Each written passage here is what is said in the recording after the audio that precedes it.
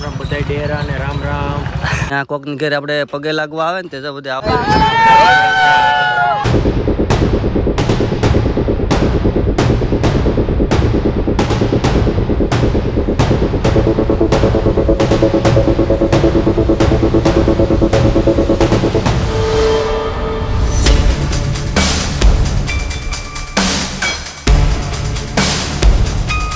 તો મારા બધા મિત્રોને મારા અને મારા પરિવાર તરફથી બધાને જય શ્રી રામ અને નવા વર્ષના રામ રામ અને જય શ્રી કૃષ્ણ અને ગુડ મોર્નિંગ. અને મિત્રો આજે છે નવું વર્ષ અને નવું વર્ષ હોય એટલે પહેલાં આપણે બધાને માતા પિતાને પગે લાગવાનું હોય.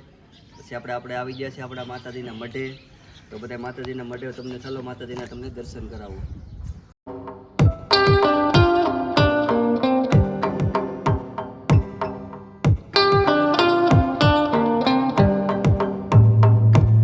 અને આ ભાઈને તો બધા ઓળખતા છે. રામ રામ ભાઈ.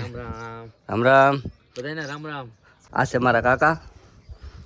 રામ રામ કાકા. સીતારામ સીતારામ.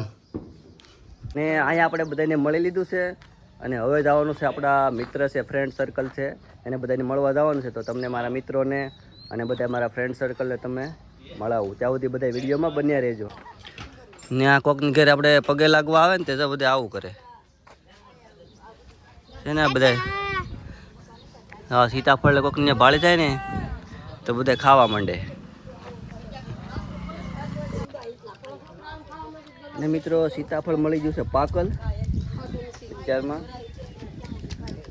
મસ્ત મજાનું પાકલ ને બહુ મીઠું છે, કારણ કે ઝાડવે પાકેલું હોય ને એ બહુ મીઠું હોય, મજા જ આવે ખાવાની. ને હવે બધા ભાગ્યા છે બધા મળવા. આ મારા બેન બા ની બધા છે ને નીકળ્યા સીતાફળ જ ખાવા મંડાણા છે. ને મિત્રો આજનો બહારનો માહોલ જો તમે, બધા છે ને નવા નવા કપડાં પહેરી ને બધા મળવા નીકળી જાય છે. મિત્રો હવે જઈ છે ગામમાં અને ગામનો માહોલ તમને બતાવું. જો રામ રામ ભાઈ. રામ રામ. રામ રામ. બધા ડેરા ને રામ રામ. રામ રામ. આ ઘણી ફેરો આપણીમાં હોય છે બ્લોગમાં. રામ રામ. રામ રામ ભાઈ. રામ રામ. આ મારા નાના ભાઈઓ છે. આમાંથી નાના ભાઈ છે. રામ રામ ભાઈ. રામ રામ. આ કેટલીક વાર ભાઈ. રામ રામ. રામ રામ. રામ રામ ભાઈ. રામ રામ. રામ રામ. રે કયો હેપી ન્યુ યર કયો. રામ રામ કયો. રામ રામ. તો અહીંયા છે અમારા હુરધન દાદા છે. તમે હુરધન દાદાને પગે લાગવા આવી ગયા છીએ. તો તમને હુરધન દાદાના દર્શન કરાવી દઉં.